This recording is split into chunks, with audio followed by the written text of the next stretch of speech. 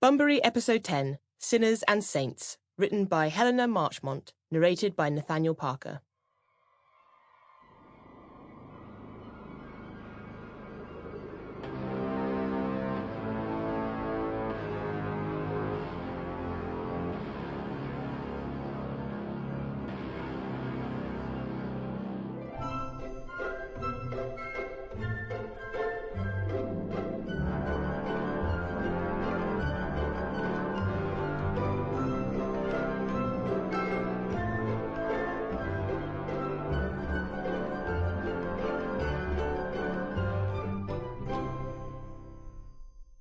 The only difference between the saint and the sinner is that every saint has a past and every sinner has a future. Oscar Wilde. Prologue. The tall, silver-haired man knelt down by the side of the track and carefully reorganized his backpack to make sure nothing would get broken. He glanced round at the farm shop.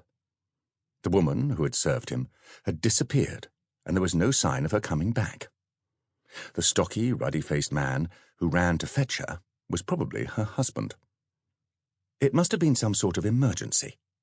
She had rushed out of the shop after him, her apron flapping, and they both dashed off in the direction of the farm. She hadn't even paused to close the shop door, let alone lock it. The silver-haired man smiled.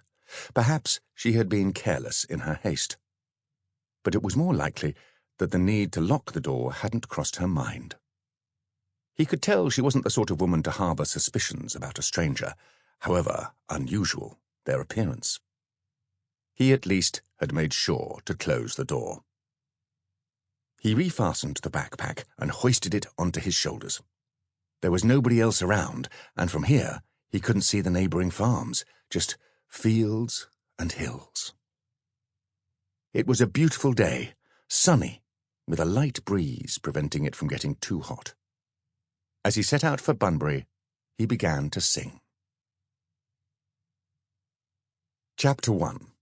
The Policeman and the Vicar. Sergeant Harold Wilson was enjoying a convivial evening with his cronies in the Drunken Horse Inn. By the time his third pint arrived, he was telling them about his brilliance in solving a case involving a miscarriage of justice. Edith, the elderly mother of the horse's landlord, overheard him as she cleared a nearby table. "Is that you taking credit where none is due, Harry?" she called. "That case was solved by the Bunburry Triangle, and well you know it." "Women's seed oil," muttered Wilson, sufficiently quietly for Edith. Sample complete. Ready to continue?